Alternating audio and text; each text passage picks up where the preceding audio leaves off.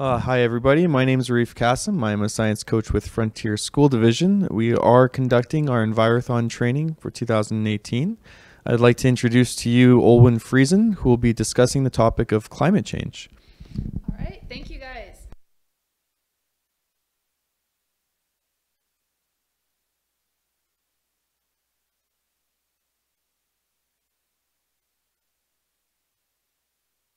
Should be good to go. All right, so the subject I'm going to be discussing with you guys a little bit today is climate change in the north. Now, as you guys, especially all of those of you who have actually read the resources already and are gearing and ready to go, you might notice that there's not a ton of hands-on stuff involved in this subject. So today we're going to go through just a little bit of the basics, remind ourselves what climate change is, look at some of the physical aspects, and then we're going to do a little bit of an experiment with each other, looking at the differences between land ice and sea ice and discuss why there's important differences between the two. I'm also going to open this up for questions from anybody about anything. Please ask some questions. A lot of this stuff is really complex and detailed oriented, and it pretty much involves every other subject in Envirothon. So think of you guys this time, you're not only conquering climate science and understanding climate science, but you're taking the climate science and applying it to all the other disciplines. So you kind of have your hands in all these different pots. So the first thing we're going to talk a little bit about is solar energy and solar energy distribution. So this is our sun, which we completely and utterly depend upon for most of the energy that is coming in onto the earth, which runs all our interactions, right? It gives us all this energy for our plants to grow, for which then feed our animals. It's the reason we exist. It is our main energy source. Now, most of you have probably heard of the term the ozone layer. So this is a layer of different gases and compounds that mitigates all this energy coming from the sun before it hits the earth. So all of this in the natural system, all of this energy comes down, it hits the earth, and then a certain amount is reflected back out and into the universe. Now, when we talk about climate change, a lot of things we're focusing on is greenhouse gases. Now, these are gases that can go into our ozone layer, and what we call it amplifies what's going on. And so we're getting all of this energy coming in from the sun, but unlike before in our natural system, we're not having nearly as much leave. And so this is leaving residual energy within our Earth system and increasing the climate over time. Now, the next thing we're going to quickly talk about, and if you're not quite sure about this, there's a ton of great videos on YouTube and on the internet by different organizations that go into great detail and do a really good explanation, as well as a kind of cartoon or an illustration of what's going on. Now, the next big thing we're going to talk about, that's something that's really important. Now, this is not only really important for us as learning scientists and as students to understand, but this is something that us as a society has really struggled to understand and is really important when we're talking about the consequences of climate change. We have two different things going on. We have climate versus weather. Now, I don't know how many of you had snow last night, but here in Winnipeg, it's April, we had a snow dump last night, and it's really cold, it's colder than average, so we're really feeling the chill. So a lot of people might ask themselves, well, it's super cold outside, we've had a cold winter, what are they talking about? Climate warming, global climate change, what are they talking about? And so it's really important in this situation to understand our differences between climate and weather. So what's going on day to day outside? That's our weather. That's the differences day to day going on in your specific area or your region, how much snow you're getting, how much rain you're getting. That's your day to day, month to month average. However, when we talk about climate, we're talking about big, long periods of time. So we're talking about years, decades, millennia. And so we're talking about averages. What is normally going on? And so what we're seeing in terms of the climate is it's changing. And it's not changing in the same trajectory we would have expected with just normal processes going on the Earth. As Glenn was talking a little bit about when he was talking about tree cores, we've been able to go back in time as scientists and look at the weather, individual weather year to year, and average out to the entire climate. So we've been able to look way back in the past and look at the climate and watch it over time. And what we've noticed is since humans have been doing different things like emitting greenhouse gases and having industry, we've noticed the climate is warming. Our year-to-year averages over decades are increasing. And we're also seeing complications in terms of differences in storms and big weather events, hurricanes like you may have seen last summer. There was a lot of hurricanes going on. So this is changes in our climate. So we've been able to go back in time, look at what used to be in terms of climate, look at what normal kind of variation was year to year, decade to decade. But now we know that this climate is going, instead of having our natural little up and down cycle, we're going way up. And so this is what was concerning, and this is what we're talking about when we talk about climate and why we know that climate is changing. Now, if you want to see some cool graphs, there's also some cool graphs not only in the document but online about the differences. So while climate is changing, one of the things we talk about a lot is land ice and sea ice. And so what do I mean by that? Well, sea ice is the stuff we're talking about in the Arctic. So it's the stuff floating around. You know, you see the polar bears walking on this, the seals on this. So this is ice that's already frozen on the ocean. Now, land ice is a very different thing. Most of us might think of land ice as our big glaciers. If you've ever had a chance to go in the mountains, sometimes you can see these giant glaciers, so frozen over time.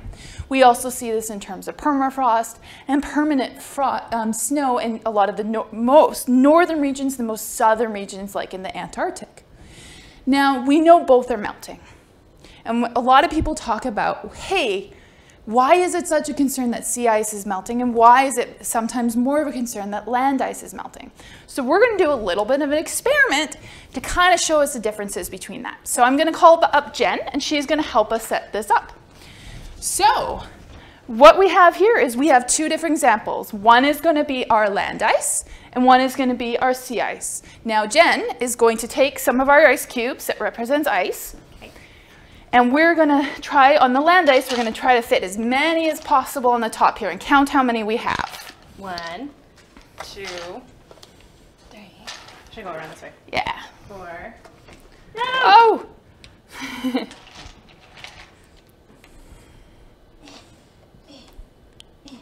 Ice, by the way, does not stick to clay. That's okay. All right, how many do we get? 6. 6. Now you're going to put 6 in this basin here to represent our ocean or our sea ice. 1, 2, 3, 4, 5. I'm going to count 6 because one is really small. So. Perfect. Sounds good. Now we're going to take our water to represent our water, okay, and we are going to pour it in to our sea ice until all of the ice is floating.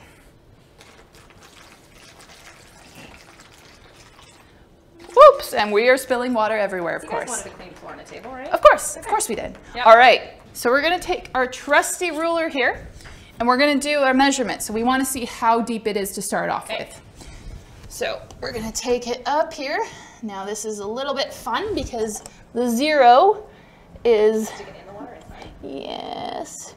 Oh. So we are at a measurement of 1.7 centimeters. Okay.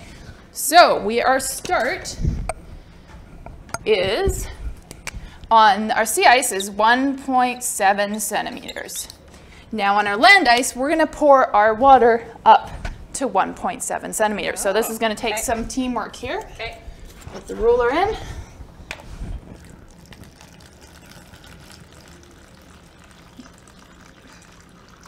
Oh, and touch more. Perfect. So we're starting this one up at 1.7 centimeters. Okay. And we're going to kind of see what happens over time. So that's our start point. Now, because our room is not freezing like it is outside, you'll notice that things are starting to melt. So we're seeing that the ice here is starting to melt, as well as the ice here is starting to drip slowly. So this experiment is going to take a little bit of time. But I want you guys to think about, why might there be a difference between ice that's already in the ocean, in the water, like our sea ice, versus ice that is on land and moving towards the ocean?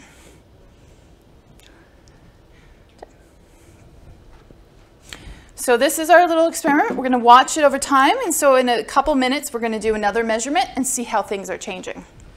that things are changing.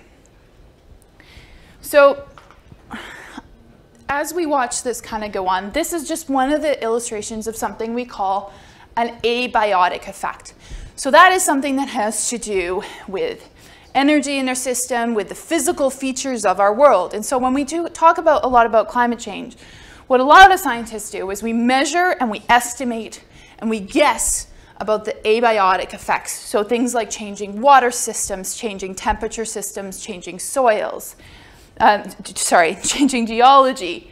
And we kind of talk about those and we make estimates or our best guess of what's going on. And then we take whatever is happening over here, and a lot of us biologists, we go in and we say, hey, we know that temperature is going to be warming. We know that there's going to be less water around, or there's going to be more water around. What does that mean for the animals that live there? So let's take a lake system, for example. So let's say in our community, we have our wonderful lake community sitting here with our shoreline, with a bunch of reeds and such. Now we have a lot of animals, so we know a couple things are going to go on. We know our temperature is going to increase. We know that we're going to get a lot more storms. So let's say we're in a community where those two things are going on. Well, let's talk about some of the animals in this ecosystem.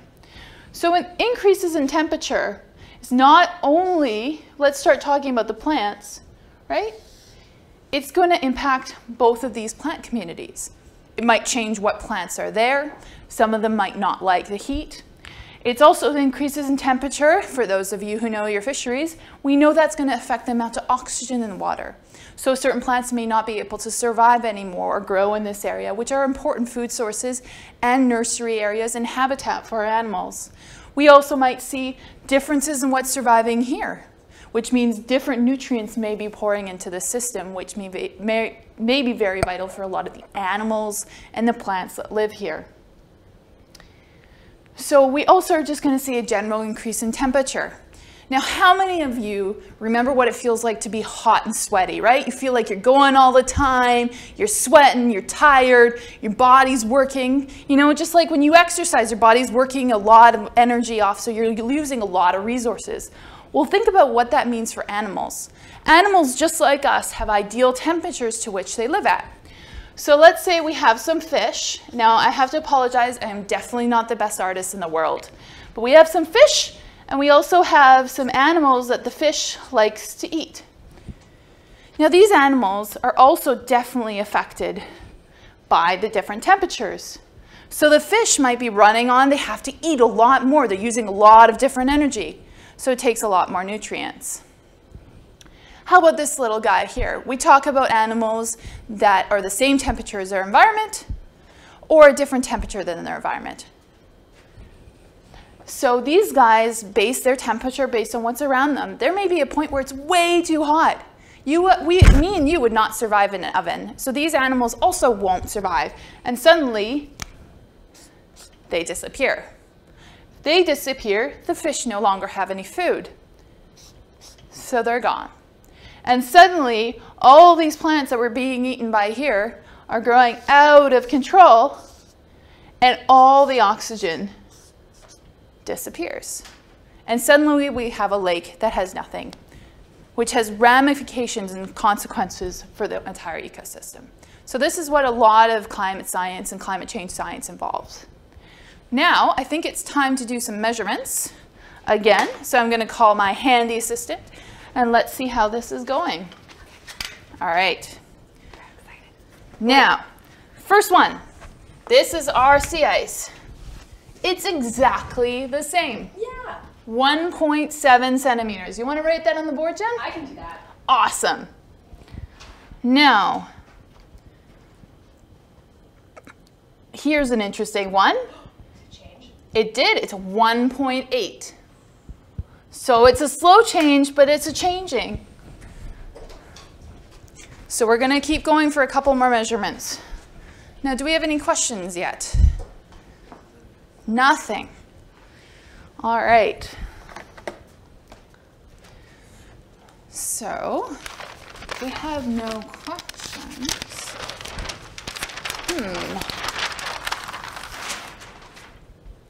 Now, I want you guys to think long and hard. We've taken our second set of measurements.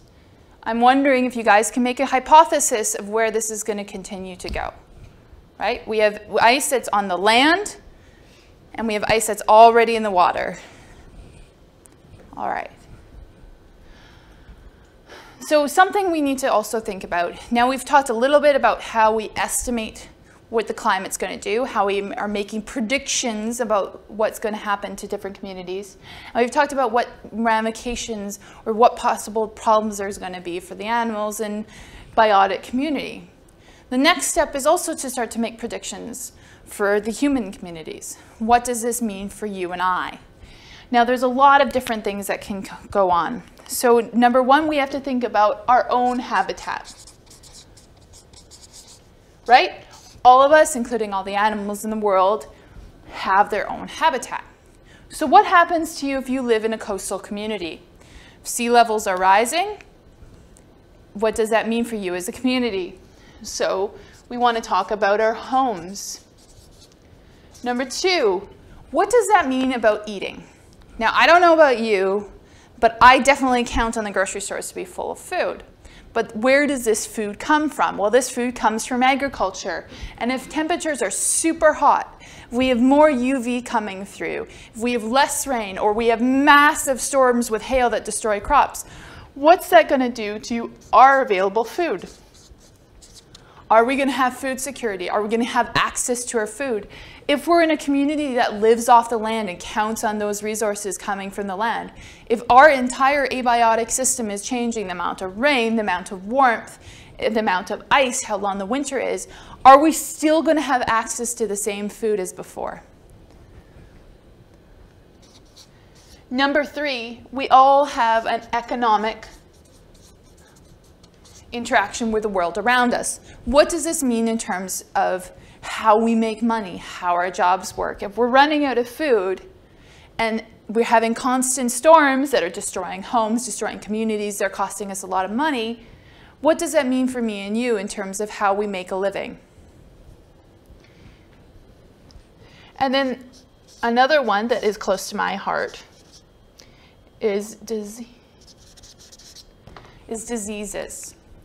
So in a lot of countries that don't have proper sanitation systems or communities that don't have access to clean water, diseases are an ever-present worry. We're worried about things that are around us. And so some of us are lucky enough to live in communities where that's not a problem. But if we're having constant storms, unpredictable weather, this may become a problem not only for us, but for animals. You put animals or humans under a lot of stressful conditions, things are changing, you don't have access to food. Diseases and the consequences of diseases are going to become a major problem. So when we're talking about climate change science, we have to start looking at all the possible aspects. All right, Jen, are you ready to take another measurement? I am. All righty. Yes, so Jen is going to take our first measurement. So this is our sea ice. What are we at?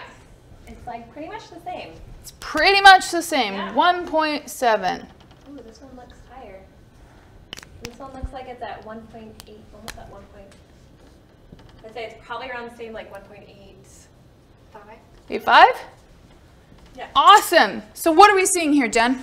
It looks like the land ice is melting faster than the sea ice. Right? So why would our land ice be melting and adding water to the system versus our sea ice melting is doing nothing for the level of the water? Does anybody have any ideas? Because it's cold water. Well, the temperature of the water is important. The moderating effect of water. Moderating effect of water. So how many of you guys have gotten into a bath or a pool and seen what happens? If you jump or if you take something and stick, let's say you throw a ball into a glass of water, what happens? It splashes, but the water level goes up, right? So in terms of the sea ice, that water was already there. Even though it was in the form of ice, that water was already sitting and keeping it at the same level. Versus the land ice, that's like you jumping into the pool. It was something that wasn't there already. So this is why a lot of scientists are really worried about the amount of land ice, because we know the consequences of having sea ices melting plays into climates and currents and has its own significant consequences. But the amount of land ice, this is what we're concerned about, increasing the water levels. And so we're talking a little bit about the consequences of homes.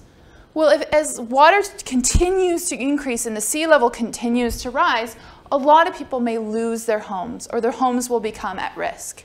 And so that's something we need to think about. A lot of coastal communities all over North America, including up north, including both on the east and west coast, are at risk because of the increasing and the melting of this important land ice that came at the last glaciation. All right. Do we have any more questions from anybody? Nobody has any questions. Well, I'm expecting full marks. Come on, guys. Okay. Yeah. I don't. If there's no questions. Okay, well, thank you, Olwen, very much. We highly appreciate that wonderfully interactive discussion of the topic of climate change for the Envirothon. This is, again, the Envirothon training for 2018. We will recommence at noon in order to discuss our next topic. So thank you very much, Olwen. You're welcome.